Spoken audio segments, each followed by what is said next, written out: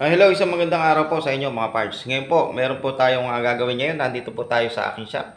Kaya kung bago lamang po kayo sa aking YouTube channel, mag-subscribe na po kayo para po makakuha po kayo ng idea sa pagre-repair ng mga gamit po natin sa bahay. Ngayon mga parts, itong ating gagawin ngayon, yung ating automatic washing machine.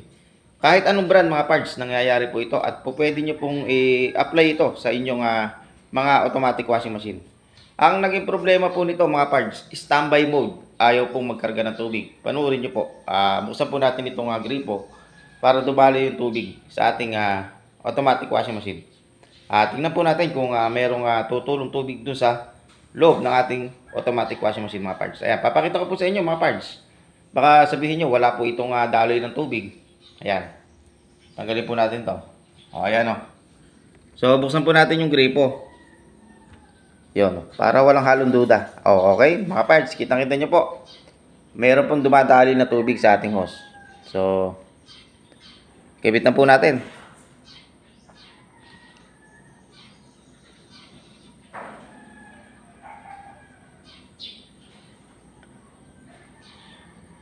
Ayan mga parts.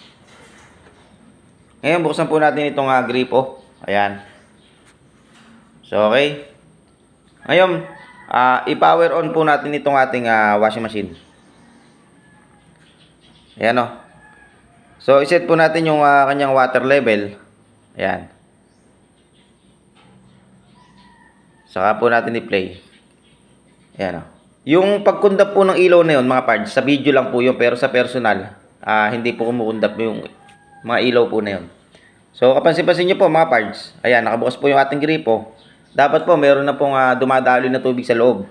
Meron na pumapasok na tubig, ayan o. May tubig na dumadaloy po dito sa ating hose.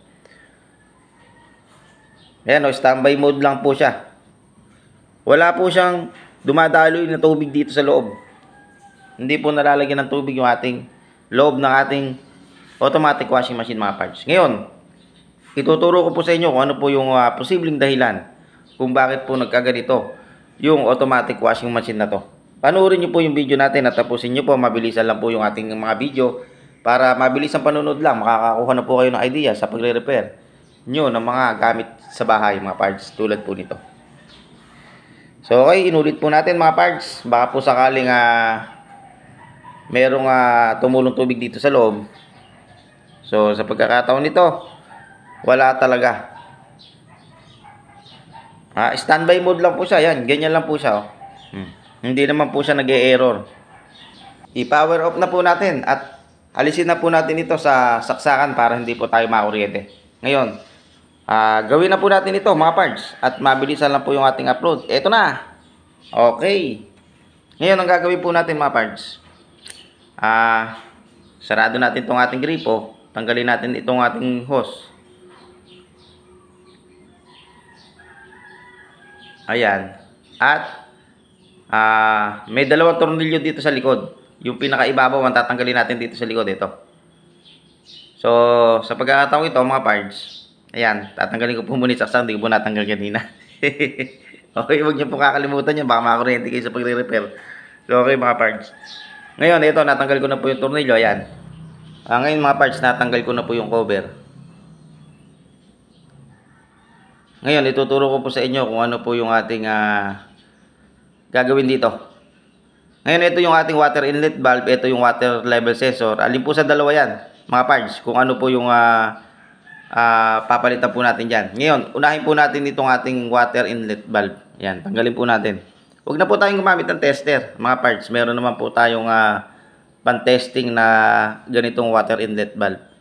So, dito. Andito sa shop ko yung aking isang water inlet valve. Meron po kasi kung pan-testing ito. Pan-testing ko lang to.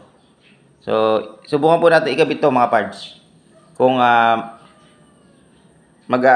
magiging okay na yung ating automatic washing machine. Palitan po natin yung ating water inlet valve.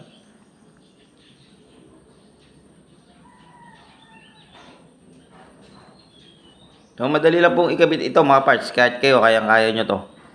Sinasaksak lang po dito to. Hindi po katulad ng ibang automatic washing machine na talagang mayroon pang tornilyo.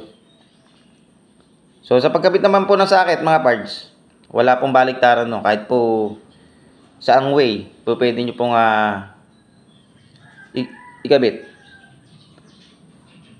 Ikabit na po natin itong ating hose ng tubig. So, okay. Saka po natin buksan yung gripo. Ngayon, i-plug in po natin. At testingin po natin mga parts. Kung may tubig ng tutulo doon sa loob ng ating automatic washing machine. Power on natin. Yun. Set natin yung level ng tubig. Ayan. Saka natin i-play. So, pansin-pansin po natin mga parts, meron na pong tubig na tumutulo sa loob. Ayun o. Ayun o. Nakikita po ba sa camera? Ayan o. Medyo mahina lang yung aming tubig mga parts kasi sa ano to pamana. Kumisa kasi may oras na talagang mahina. Okay mga parts oh. Kitang-kita nyo po.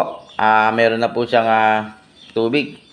So ang naging problema lang mga parts nung ating automatic washing machine nito, pagka po ganito na ayaw magkarga ng tubig, subukan nyo pong palitan yung water inlet valve.